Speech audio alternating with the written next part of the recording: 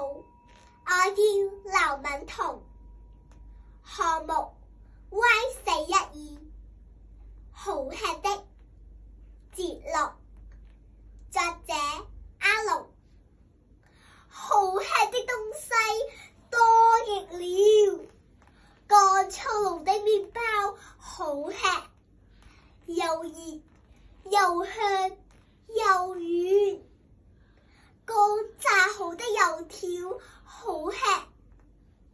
又香又酥又脆，救火後的粥好吃，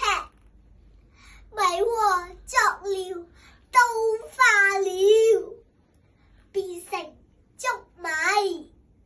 夠黏夠稠。媽媽煮的菜好吃，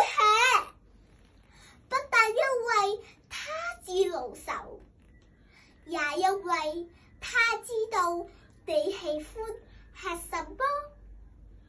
能吃的東西都好吃，好吃的東西更好吃。那是在你飢餓的時候，因此每一頓不要吃得太飽，下一頓